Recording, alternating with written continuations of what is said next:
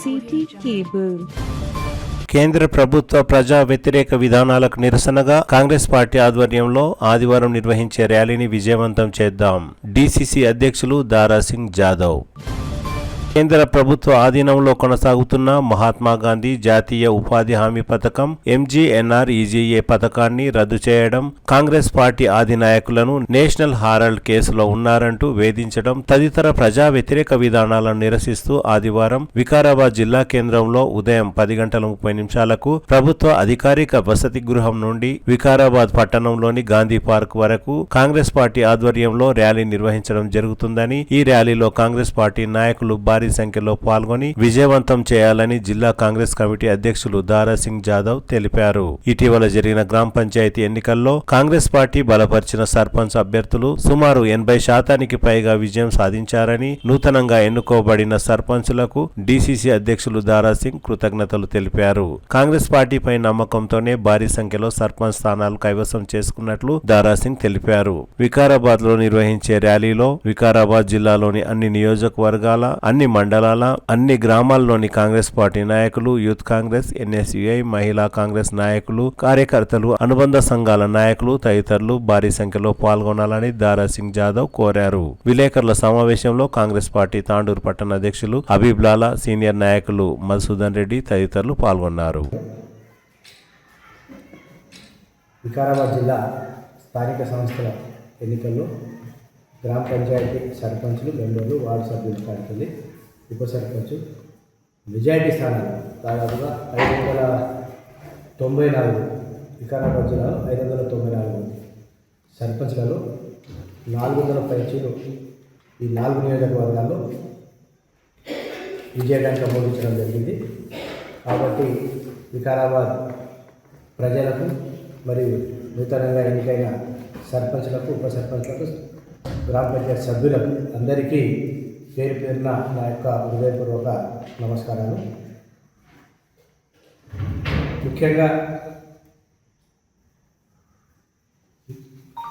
తెలంగాణ రాష్ట్రంలో రేవంత్ రెడ్డి గారి యొక్క నాయకత్వంలో జరుగుతున్న అభివృద్ధి కార్యక్రమాలను చూసి ఈరోజు ప్రజలు స్థానిక సంస్థల ఎన్నికల్లో బ్రహ్మరథం పట్టడం జరిగింది. దాదాపుగా ఉన్న అసెంబ్లీ నియోజకవర్గాల్లో 80% నియోజకవర్గాల్లో కాంగ్రెస్ పార్టీకి బ్రహ్మరథం పట్టడం, మరి అదేవిధంగా మా ఆది నాయకత్వం సోనియా గాంధీ గారు కానీ, రాహుల్ గాంధీ గారు కానీ, మరి మా యొక్క AICC ఇన్ఛార్జ్ మీనాక్షి నటరాజన్ గారి యొక్క నాయకత్వంలో సీఎం రేవంత్ రెడ్డి గారి యొక్క అత్యుత్సాహం, ఎందుకంటే ఈ రాష్ట్రాన్ని ఒక తాటిపై తీసుకొచ్చి దీన్ని అభివృద్ధి చేయాలనే ఆయన యొక్క ఉత్సాహంతో మా PCC అధ్యక్షులు మహేష్ కుమార్ గౌడ్ యొక్క నాయకత్వంలో కాంగ్రెస్ పార్టీ ఎన్నికల్లో ఇచ్చిన 6 గ్యారెంటీలను చూతా తప్పకుండా ప్రజల్లో అమలు చేయడం, మరి ఆ అమలు చేసిన తీరును ప్రజలు కూడా గమనిస్తూ మేము ఇచ్చిన మాట ప్రకారం రుణమాఫీ కానీ, మరి ఉచిత బస్సు కానీ, 200 యూనిట్ల కరెంటు కానీ, గ్యాస్ సిలిండర్ 500 కానీ, మరి రేషన్ కార్డు గత 10-12 సంవత్సరాల నుంచి బీఆర్ఎస్ ప్రభుత్వం ఉన్న ఒక రేషన్ కార్డు కూడా ఇవ్వకుండా, ఒక రేషన్ కార్డు కాదు, ఎవరైతే పిల్లలు పుట్టినా వాళ్ళ పేరు చేర్చుకోవడానికి, లేకుంటే కోడళ్ళని తీసుకొచ్చిన వాళ్ళ పేరు చేర్చుకోవడానికి కూడా అవకాశం లేకుండా 10 ఏళ్ల నుంచి అట్లే ఉన్న పరిస్థితిని ఈరోజు మా ముఖ్యమంత్రి గారు రేషన్ కార్డు ఇవ్వడం, మరి సన్నబియ్యం దేశంలో ఎక్కడ లేని విధంగా రాష్ట్రంలో రేవంత్ రెడ్డి గారు మంచి ఆలోచనతో సన్నబియ్యం ఎవరు తింటున్నారు, ఉన్న వాళ్ళే తింటున్నారు. మరి దొడ్డు బియ్యంను చాలామంది పేదవాళ్ళు ఎందుకు తినాలి, వాళ్ళు కూడా సన్నబియ్యం తినాలి కదా ఆలోచనతో ప్రతి రేషన్ కార్డులో ప్రతి కుటుంబానికి, ప్రతి వ్యక్తికి 6 కిలోల సన్నబియ్యం ఇవ్వడం, ఇవన్నీ సంక్షేమ కార్యక్రమాలు ఎన్నో మరి ఈరోజు మేము ప్రజల్లో తీసుకెళ్ళి ప్రజలకు చేస్తున్నాం, ఇంకా చేయబోతున్నాం. మిగిలిన హామీలు కూడా ఏవైతే ఉన్నాయో చూసా తప్పకుండా ఒకదానికి తర్వాత ఒకటి ఇవన్నీ కార్యక్రమాలు చేయడం జరుగుతుంది. అదేవిధంగా కేంద్రంలో బీజేపీ ప్రభుత్వం కాంగ్రెస్ పార్టీ అధినాయకత్వానికి సోనియా గాంధీ కానీ రాహుల్ గాంధీ కానీ నేషనల్ హెరాల్డ్ పేరుతో ఆ పత్రికను ఏదో స్కామ్ చేసిండ్రు, కాంగ్రెస్ వాళ్ళు ఏదో ఇది చేసుకున్నారనే ఉద్దేశంతో వారిని పదే పదే ఈడీ ఆఫీసు కానీ ఎక్కడంటే అక్కడ పిలిపించి హరాస్మెంట్ చేయడం మనమందరం చూస్తున్నాం. ప్రజలు దీన్ని గమనిస్తున్నాం. ఎందుకంటే ఆ రోజు భారతదేశానికి స్వాతంత్రం తెచ్చడంలో నెహ్రూ కుటుంబం ఎంతో కీలకం. నెహ్రూతో పాటు చాలామంది సర్దార్ వల్లభాయ్ పటేల్ కానీ ఇతరత్ర ప్రముఖులు చాలామంది ఉన్నారు. ఆ రోజు ఎవరు కూడా కుల మతాల విభేదాలు లేకుండా ఈ భారతదేశానికి స్వాతంత్రం తేవడం జరిగింది. స్వాతంత్రం వచ్చిన తర్వాత ఏనాడు కూడా అడ్రస్ లేని బీజేపీ ఈరోజు కుల మతాలను చిచ్చుపెట్టి ఏదో కార్యక్రమాలు చేసి హిందూ, ముస్లిం, లేకుంటే క్రిస్టియన్, లేకుంటే సిక్ సాయి అనే మతాలను ముందు తీసుకొచ్చి పరిపాలన చేయడం సమంజసం కాదు. ఈరోజు ఏదైతే హెరాల్డ్ కేసు ఉందో ఢిల్లీ కోర్టు చెంపపెట్టులాగా మొన్న ఆ కేసును డిస్మిస్ చేయడం చాలా హర్షణీయం. ఇప్పుడన్నా కనీసం మోడీ కానీ అమిత్ షా కానీ వాళ్ళు బుద్ధి తెచ్చుకొని వాస్తవ పరిస్థితి ఏమిటో పబ్లిక్లో ఏం చేయాలో వాళ్ళ ఆలోచనలు చేయాలి. మరి 10 ఏళ్ళ ఇప్పుడు 3వసారి ప్రధాని మోడీ గారు ఆ రోజు మాట ఇచ్చిన దాని ప్రకారం 15,000 ఒక్కొక్క కుటుంబానికి 15 లక్షల రూపాయలు బ్లాక్ మనీ తీసుకొచ్చి వేస్తారని చెప్పడం, ఆ పైసలు ఎక్కడో మరి బ్లాక్ మనీ రేపు మాకు అనుకుంటా, మరి రేపు లేదు మాకు లేదు. ఈరోజు 3వసారి ప్రధాని అయినా ఏ ఇతర దేశాలకు వెళ్ళి బ్లాక్ మనీ పెట్టిన వాళ్ళే బ్లాక్ మనీ రాలే, మరి ఏ కార్యక్రమం చేయలే. మరి ప్రజలకు ఇచ్చిన హామీ కూడా ఒకటి, ప్రతి సంవత్సరానికి 1 కోటి ఉద్యోగాలు ఇస్తాం, మరి ఏ ఉద్యోగాలు లేదు. మరి ఈరోజు బీజేపీ అదానీ అంబానీల కొమ్ము కాసుకుంటూ ఆనాడు కాంగ్రెస్ ప్రభుత్వం ఏవైతే చేసిందో అభివృద్ధి కార్యక్రమాలు, పెద్ద పెద్ద కంపెనీలు, ప్రాజెక్టులు, మరి ఐఐటి, ఎన్ఐటి, ఎంఐటి, ఎన్నో కాలేజీలు, ఇవన్నీ చేయడం కాంగ్రెస్ ప్రభుత్వ హయాంలో చేసింది. అటువంటి కార్యక్రమాలను కూడా ఈరోజు అంబానీ అదానికి దారదత్తం చేసి రైల్వే అన్ని ప్రైవేటీకరణ చేసి వాళ్ళకి అప్పచెప్పడం. మరి ఏ ప్రోగ్రాం వచ్చినా అంబానీ అదాని తప్పితే మిగతా ఏం లేదు. మొన్న మన దగ్గర ఉన్న సిమెంట్ ఫ్యాక్టరీలు, ప్రైవేట్ ఫ్యాక్టరీలను కూడా ఈరోజు అదాని గ్రూప్ వాళ్ళు ఖరీదు చేయడం జరిగింది.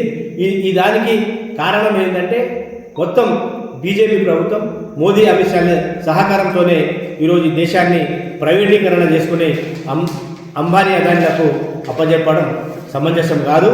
మరి మొన్న పార్లమెంట్లో మనం చూసినాం, మహాత్మా గాంధీ ఎంజీఎన్ఆర్ఈజీఎస్, ఆ రోజు యూపీఏ చైర్పర్సన్ సోనియా గాంధీ, మరి ప్రధానిగా మన్మోహన్ సింగ్ గారు ఉన్నప్పుడు ఒక ఆలోచనతో ఈ దేశంలో ఉన్న పేద కార్మికులు, పేద ప్రజలు, భూమి లేని కూలీలు, అటువంటి వాళ్లకు పని అప్పగించాలి, పని చేయాలనే ఉద్దేశంతో ప్రభుత్వం ఆలోచన చేసి ఏ వ్యక్తి కూడా వలస పోకూడదు, ఊరిని ఇచ్చిపెట్టి ఎక్కడో బయటికి పోయి పని చేయడానికి బతకనికి పోకుండా అదే గ్రామంలో వారికి పని కల్పించాలనే ఉద్దేశంతో ఆ రోజు MGNREGS Mahatma Gandhi national employment guarantee స్కీమ్ను తీసుకొని రావడం జరిగింది. అట్టి స్కీమ్ను మొన్న పార్లమెంట్లో బిల్లు పెట్టి మరి ఆ స్కీమ్ యొక్క పేరు, మహాత్మా గాంధీ యొక్క పేరును తీయడం ఎంతవరకు సమంజసం?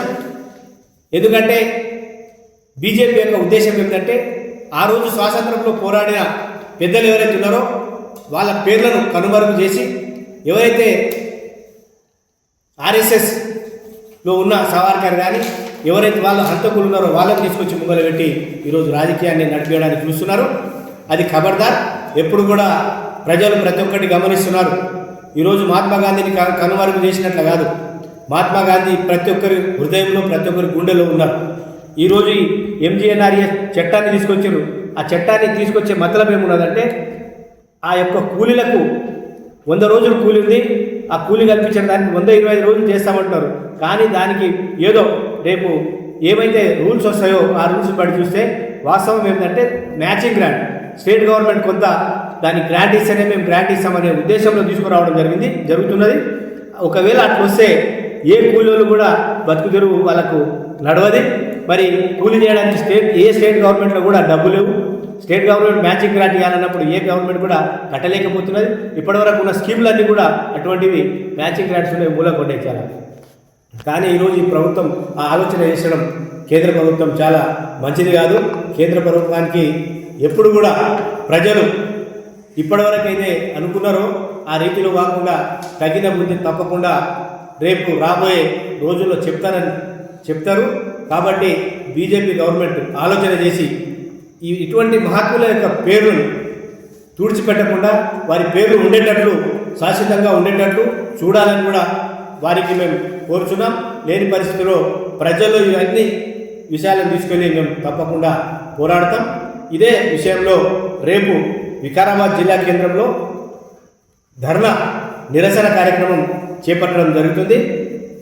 వికారాబాద్లో రేపు 10:30 గంటలకు ఎన్టీఆర్ చౌరస్తా నుంచి మహాత్మా గాంధీ స్టాచ్యూ వరకు ర్యాలీగా వెళ్ళి అక్కడ మేము ఈ కార్యక్రమాన్ని దిగ్విజయం చేయడానికి మా జిల్లా నాయకులు, కాంగ్రెస్ పార్టీ కార్యకర్తలు ప్రతి ఒక్కరూ తరలి వచ్చి ఈ కార్యక్రమాన్ని దిగ్విజయం చేయాలని కూడా వారికి అందరికీ నా హృదయపూర్వక నమస్కారాలతో తెలియజేసుకుంటున్నాను.